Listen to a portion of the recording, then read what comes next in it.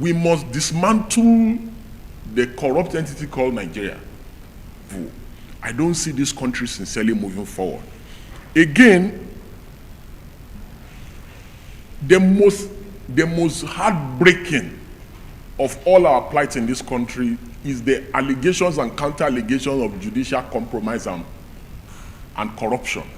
Nothing breaks the heart more. The reason why our economy is bad is because of those allegations. There's no economy that can survive a nation where the judiciary is not truly independent. It is so sad that nobody is going to come and invest here if they are not sure that they can get judicial redress when businesses go wrong. I do not want to sound like a bad prophet, like a prophet of doom, like I always sound. Like Dr. Sam accused me then, and I don't want him to accuse me of same today. But ours is a nation where Wike is building mansions for judges. This is a man who has been severally accused of trying to put judges in his front pocket. Same Wike has his cousin in INEC as an INEC commissioner. It was that guy that just conducted a Edo election. That is the country where you believe that elections should be free and fair. Or that when they are not free and fair, that you can get some recourse in the courts. We joke too much in this country. Ours is a country where we do the same thing over and over again, but we expect different results. It will never happen. Good evening, everyone. Since 1960, Nigeria got independence. There is no potable water owned by the government all over the country. There is no good road owned by the government, federal government, all over Nigeria. And there has never been 247 light owned by the federal government all over the country. Now, the question I want to put onto so many people is this.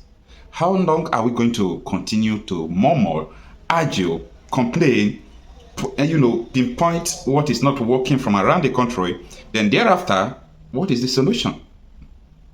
We are just trying a hypothesis that will always lead us to a negative result. People should be direct. People should face the reality. The reality is this. When we continue to pet this contraption, Nigeria, it will consume all of us. It will consume us in the sense that when you look at what is happening, if the leaders are not responsible for the woes we have in this country, I could have hope and said maybe one day they will get it right. But in a situation where the leaders are directly responsible for every woes we are having in this country, then you could say that the country is irredeemable. Talk about security, the government are sponsoring it. Talk about the downfall of our economy, the government directly and indirectly sponsored by the economy. Talk about the inflation, everything you can talk about, that is the problem of this country. They are directly sponsored by the government. So talk to me. Is this a country that you want to call your own and live for your children? Anyway, listen to this video to the end and understand why someone like us will come out to tell you that we don't believe that Nigeria can be one and be successful. You see, my big sister and leader in the struggle has just finished speaking before me. And she put the word rightly, that how can we talk about judicial independence when even the procedure for recruitment for judicial officers is already corrupted? No politically exposed person should be a judge. No politically exposed person should be a judge. No politically exposed person should be in INEC. 85% of people in INEC today, they are politicians. Look at the woman we took to court. I took Professor Rufus to court. She's an APC card-carrying member in Biafra. APC card-carrying, me and her, we are still in court. And she was appointed INEC, an INEC national commissioner. Look at Wike's cousin. He's a national commissioner in INEC. Wike's wife is a judge of the Court of Appeal. Politically exposed persons should not go anywhere near our judiciary. Political exposed persons should not go anywhere near EFCC. The reason why you see some of these things happening today, where EFCC wants to carry out an operation, and the Abelo already has a hint before the operation happens, is because go and look at the recruitment process for EFCC in the last 10 years. It's politicians, senators, House of Reps, they bring their children, their cousin, they bring a list. How can you have politically exposed persons, you want them to fight corruption? It can never happen. How can you have politically exposed persons in the judiciary? The wife of a known politician is a judge. The cousin of a known politician is in an institution that is supposed to be called Independent National Electoral Commission. Remove the word independent from there when you have politicians running the place. So you cannot expect any credible outcome from INEC. See, the locus classicus case of the Abiola's case, as to regards to even the insinuation of bias alone, once the right-thinking members of the society feel that the judiciary is biased, it's already one of the greatest indictments that can happen to the judiciary. And that is why the Supreme Court said in that case that whenever anyone is of the view that the court is biased, that the judges must recuse themselves. So a situation where before the electoral process starts, the process is already rigged, you cannot expect anything credible out of the process. I hate to say this, as of today, Tinubu runs PDP, and he runs Labour Party, and he runs NMPP, and he runs APC. What we currently have today is a one-party state. Because the national chairman of PDP reports to Bola Ahmed Tinubu. The national chairman of Labour Party, Julius Aburi, reports to Tinubu. The national chairman of NMPP reports to Tinubu. And of course, Ganduje reports to Tinubu. So, it boils down to what my leader said before me, that it's about credibility. Ours is a nation where credibility means nothing, where people do not value integrity, where people think of stomach infrastructure before they think of character. Because if not, the only person that has even attempted or tried to bring some form of restoration in removing some of the moles of the APC in his political party is Peter Obi, who has tried to remove Aburi. Even the PDP cannot hold his neck. And it is weakest men and the president's men that runs the PDP. The NMPP, they are not even pretending about it. It is the president's men that runs the NMPP. So, and how can you have credible elections without strong, credible political parties? It is when the political parties are strong, like we are currently seeing in the US, keenly contested elections. You can see the political party system structure in the US, very healthy, very independent. You can see that the Electoral Commission in the US is independent. You don't have political office holders, political party members being appointed into, the electoral system in the US. And that is what makes this institution strong. Again, most ironic is the issue about collecting of money, vote buying. The people that collected 10,000 naira in Edo, are they still having a good time? The INEC officials that were bribed with 10 million, 20 million, today, 20 million is the new 300K or 500K. Because no matter how much money for compromise you collect, it can never be enough. And that is why you see former governors who stole billions, 12 months down the line, they already look broke, wrecked. The money is cost. Corruption money is cost. I have never seen someone that stole government money that is doing well. I have never seen it. And they are never satisfied. They are always looking for more and more and more. So at a point, we need to get to a situation, we need to get to a spot in this country where we tell ourselves, yes, that we have been bad enough as citizens, we have been bad enough as leaders, and that we want to make amends for all our bad deeds. Until we get to that level, I don't see this country sincerely moving forward. Again, the most heartbreaking of all our plights in this country is the allegations and counter-allegations of judicial compromise and corruption. Nothing breaks the heart more. The reason why our economy is bad is because of those allegations. There's no economy that can survive a nation where the judiciary is not truly independent. It is so sad that nobody is going to come and invest here if they are not sure that they can get judicial redress when businesses go wrong. Again, it's also very important to note that the idea that elections can be won by campaign, by ideas, is always very alien to me, because elections have never been won based on ideas or campaign here in recent history. What determines the outcome of election is just like how Dr. Sam rightly painted it one time, is the person who has the more capacity to commander the army, the police, INEC, and buy votes. How do we fix that irony that keeps happening every election, whether it's an off-cycle election, whether it's a general election? How do we fix that? That should be the primary concern of government. For me, the first step in fixing that is that this set of, and I am of the Sowore school of thought, that all this cosmetic 4-year election, it cannot change anything.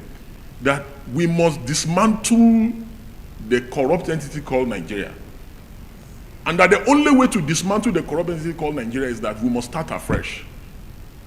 But any race that somebody is going into and they are tying load, for instance, a 100-meter dash, and they put, and all the athletes, only one of them has not been put load on his head. And only, because what happens is that the party in power puts load on the head of everybody that is contesting with. So there's no level playing field. So there's no way that such an outcome can be credible. So every time the party in power runs to the end of the track and is declared a winner, it's not a free and fair contest, because a level playing field has not been. So we need to dismantle the system to say everybody in INEC, they are all working for the ruling party. We can't have a credible election like that. Everybody in the security, go and look at it. In Edo, they were arresting a particular party's member. Local government by local government, they had a list. So they arrest people that they feel that will pose threats to them on election day. And do you know the funny thing? Charges were never brought against those people. They were released 2 days after election, when the aim has been achieved. And INEC is our greatest problem in this country. After INEC are the security agencies as regards to election. And I'll tell you why INEC is our greatest problem. Since 1999 till date, every election we have ever had in this country, people bought votes, people stole ballot boxes, documented on video, everything. People did electoral violence, all kinds, in thousands, from 1999 till date. That is about 25 years. Not one person has been put on trial by INEC. Not one person in 25 years has been prosecuted for electoral offenses in Nigeria. Not one. So, indeed, INEC is our number one problem. The security agencies and our law officers are our second problem. And listen, very simple. Charges can be brought against all the people that perpetrated electoral malpractice in Edo. But the reason why they will not bring charges against them is because INEC does not have the political will. The president will not do it. Our law officers will not do it.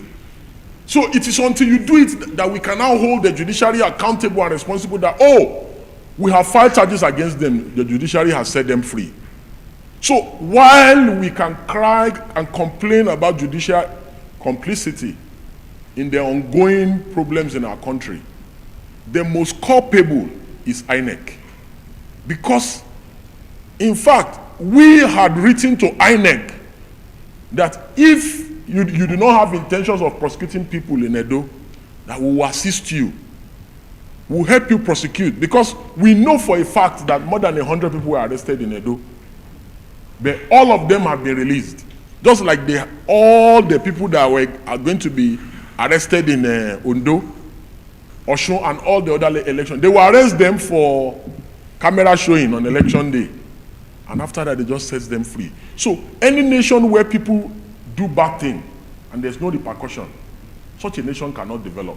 Whether it is electoral malpractice, whether it is crime simpliciter, whether it's misdemeanor, whether it's criminal offense, whatever it is that people commit crime.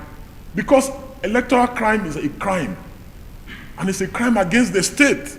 It's not a crime against a political party. It's a crime against the state. So the reason why there will always be vote buying is because people are buying votes, they arrest them and they release them. So why are you telling me that they should not buy votes in Ondo? Of course they will buy votes in Ondo. So in closing, what I will recommend in terms of recommendations is, number one, we must work towards a more independent judiciary, and a judiciary that is immune from executive, legislative, and individual interference. And that our judicial officers must be people who are immune from political interference of any sort. Secondly, we must have an electoral system, an electoral commission that is truly, truly independent.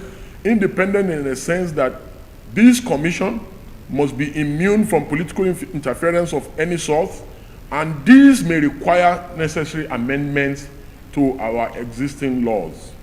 Additionally, we must have a truly independent law enforcement systems that ensures swift prosecution of electoral offenders in our country. This is the only way that we can truly honor the memory of our late friend, brother, cousin, and confidant Adeyanju Atoye, who led a life of service to his motherland, who left a selfless life towards promoting rule of law, towards promoting judicial independence, towards promoting electoral development in our country. And finally, we must have truly a political class who are willing to challenge the system, who are willing to do the work of opposition instead of having deals, striking deals, and having midnight meetings with people in government and compromising at the slightest opportunity. The PDP, Labour Party, NNPP must all come together, strive together as one indivisible opposition. They must stop splitting votes, because by doing so, they help the Bola Ahmed Tinubu rogue government. That if they are not united as one single whole, they will yet again work together for the re-emergence of Bola Ahmed Tinubu in 2027, so that he can unleash more harm upon our country and upon the citizenry. That all political actors must come together to ensure that Nigeria is salvaged from this ruthless and heartless regime of the Bola Ahmed Tinubu, and that if they do not do so, that they will wail for the next 4 years after this current term expires, and that they may think that election is all about popularity contest, as I believe, and I guess that many of them use elections as a way of fundraising. You know, but I am convinced that yes, they may not suffer as much as the people who are currently queuing to buy fuels at the petrol stations. But I'm convinced in my mind that they will face a greater repercussion of political persecution. Because like we have seen, protesters are arrested for treason. Bola Ahmed Tinubu may become more brazen after he secures a second term, and he may even put some of them in jail.